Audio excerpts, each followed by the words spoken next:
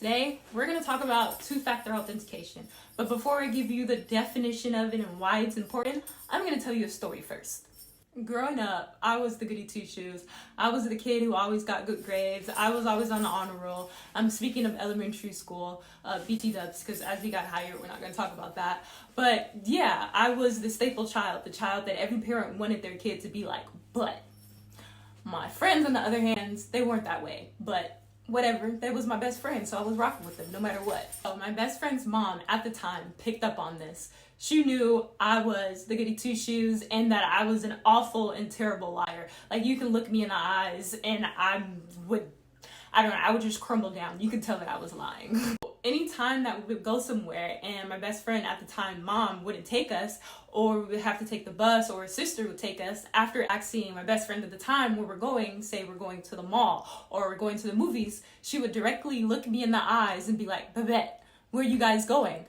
And I'm over here like, we're going to the mall. Sometimes we were actually going to the mall and other times we weren't going to the mall, but we're just gonna kick that to the side because we're not talking about that. We're talking about the process that my best friend at the time, mom, actually used. That was a form of two-factor authentication. Why? Because not only did she ask her daughter, where you guys going, she turned to me because she didn't believe her, even though she was telling the truth sometimes, and she would come to me and be like, Babette, where you guys going? And I'd be like, the mall.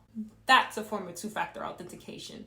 Now, going into the basis of what two-factor authentication really is, it's just the security measure that requires two forms of identification for you to get into whatever you're trying to get into. Example being, okay, so let's say I entered into my banking application. It's like, okay, I want your username and your password. You enter your username and your password, your secure password that you learn how to do because of technically 2 underscores rows. You enter your username and you enter your password, but your banking account is like, anybody can do that. Prove to me who you are, because you, I don't know. I don't trust you. I ain't never seen this IP address around here. I ain't never seen this computer around here. I ain't never seen this device around here. I don't know who you are, so I'm gonna need you to prove it to me in one more step. So how are we gonna do this? You want me to send you a text message? You want me to send you a phone call? You want me to send you an email? You got Face ID, you got fingerprint, because I'm gonna need you to give me something more than what you're giving to me. Because this ain't it. I'm trying to protect my homeboy. I'm trying to protect my homegirl. So I'm gonna need you to cough up something to prove to me that you are the person that you say you are. Because a username and a password, anybody can do that. I need more. And then you enter in the code that they provide for you, or put in your Face ID and your fingerprint, and then the application is like, oh, I know you, and you're just over there like, I know.